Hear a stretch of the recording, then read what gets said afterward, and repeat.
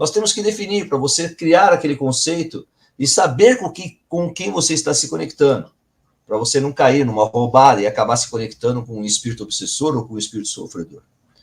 Então vamos lá então. Quem é Inhaçã? Inhaçã é orixá de Deus, que emana as vibrações divinas de Deus dos direcionamentos, ou seja, da lei. Ela se polariza com o Xangô, que é da justiça. Xangô é o elemento fogo, Inhaçã é o elemento ar. Então, para que a justiça de Xangô se espalhe por toda a Umbanda, por toda a terra, ele precisa de ar, ele precisa dos ventos, ele precisa do ar de Inhaçã para poder expandir a sua justiça. Então, Inhaçã é orixá, divindade de Deus, mãe dos direcionamentos, mãe dos ventos sagrados, e ela se polariza com Xangô para poder espalhar a justiça do Pai, ou seja, para fazer valer a justiça do Pai. E aí você pode agora me perguntar quais são os atributos desse orixá. Existem muitos atributos da mamãe Inhaçã. Primeiro, que eu gosto muito de definir a mamãe Inhaçã, é que é uma verdadeira mãe. Como mãe de 9 filhos que ela era, e ela sempre estava pronta para atender o chamado de seus 9 filhos, ela sempre está pronta para atender os 9 reinos, os 9 planos espirituais. Ela sempre está pronta para atender os 9 chamados de toda a criação. Depois eu vou falar um pouquinho mais disso no final. Basta você lembrar que na mitologia nórdica, nós temos em Drizzt, a árvore da vida, que existem os 9 reinos sagrados. É uma mitologia que é onde fala os 9 reinos.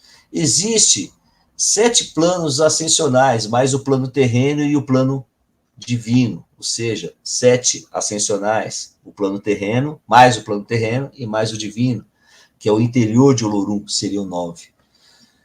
Então, um dos atributos principais de Mamãe Inhaçã é direcionar todos os eguns, todos os espíritos que desencarnam nessa vida, ao seu lugar na criação, ao seu lugar no reino divino, ao seu lugar nos reinos sagrados, ou, se você quiser preferir, para que você possa entender melhor, Mamãe Inhaçã direciona todos os eguns para os seus lugares de merecimento, seja moradas espirituais, seja prisões astrais, seja lugares onde esses espíritos vão se regenerar, principalmente os eguns. Então ela direciona esses espíritos através do seu direcionamento. Ela expande a justiça de Xangô. E se ela expande a justiça de Xangô, ela está expandindo o equilíbrio da criação.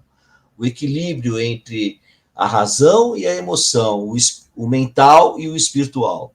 Ela expande, através dos ventos, o equilíbrio do Divino Pai. Enquanto divindade que tem uma energia eólica, que seria o ar, que seria os ventos, ela se polariza também com o Ogum, para abrir os caminhos da criação. Os caminhos que são abertos precisam ter direção. Sem direção, nós não vamos a lugar nenhum. E sem a direção, não adianta nada Ogum abrir o caminho se eu não tenho o norte, o sul, o leste, o oeste, o nordeste, o noroeste para poder caminhar. Assim também é na espiritualidade. Se Ogum abre os caminhos da espiritualidade, Inhaçã precisa irradiar o seu atributo, o seu fator divino, para que Ogum possa saber para onde abrir o caminho necessário. E ela direciona essa força divina para todos. Inhaçã é a mãe divina da criação, a mãe guerreira, mãezona, mãe dos 9 filhos. Eu ainda vou chegar lá, nós vamos falar desses 9 filhos mais à frente. E muito guerreira. Nossa, guerreira, senhora das tempestades, senhora dos ventos sagrados. Quais as ferramentas de mamãe Inhaçã?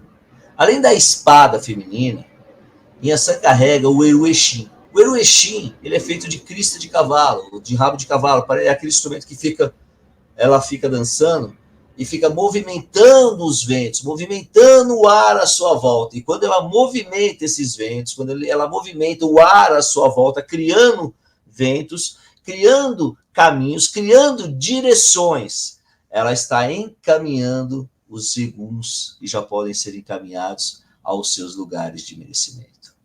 O Eru-Exim, quando movimentado por uma mãe Iaçã, incorporada ou não incorporada, né, vamos dizer assim, ela movimenta toda a energia à volta do médium, a energia à volta do terreiro, a energia à volta das diversas situações em que ela é evocada, para direcionar os eguns aos seus lugares da criação. Todos os espíritos que estão desencarnados, naquele momento, recebem um direcionamento. Então é a espada e o Eru-Exim.